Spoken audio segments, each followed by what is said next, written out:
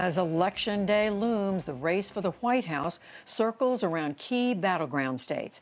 Our Yamiche Alcindor reports. Today, former Vice President Joe Biden campaigned in Florida, his first visit to the state since being nominated. There, he delivered harsh words for President Trump's policy and rhetoric towards veterans. Quite frankly, it makes me very upset the way he gets in front of a camera and crows about how much he has done for veterans and then turns around and insults our service members and fallen heroes when the camera's off. Calls them suckers and losers. Donald Trump has no idea about the ideas that animate women and men who sign up to serve. Duty, honor, country. That's what service and patriotism is all about. The Sunshine State has the largest military and veteran populations in the country. Biden stressed the need to strengthen the VA. We have a responsibility to ensure that we're providing veterans with world-class health care they deserve in every situation. Veterans make up a critical voting bloc in one of the toughest battlegrounds. A statewide poll released today from Monmouth University showed Biden just barely ahead.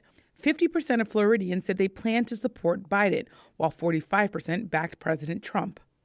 Today, President Trump began his day by calling into Fox and Friends. We've agreed to do it once a week in the morning, and I look forward to it. He spoke to the host for more than 45 minutes. And he again claimed a coronavirus vaccine could be approved by Election Day and distributed immediately. Because we're going to have a vaccine in a matter of weeks.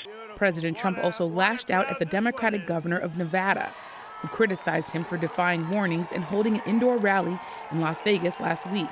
The president accused the governor without evidence of rigging the election. Now, he'll cheat on the ballots. I have no doubt about it.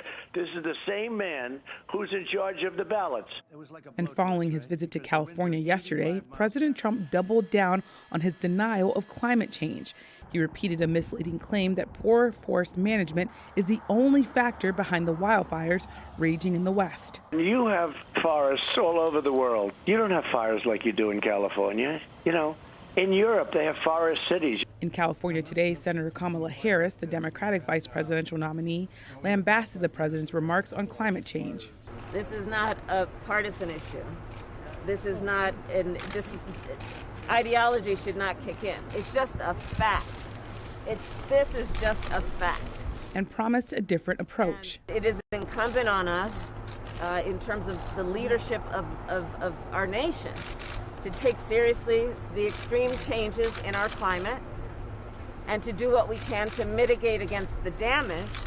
Tonight, Biden and Harris are campaigning on opposite sides of the country. Harris in Nevada, Biden in Florida. But they have a common goal, courting Latino voters. While President Trump heads to Philadelphia for a town hall with undecided voters. For the PBS NewsHour, I'm Yamiche Alcindor.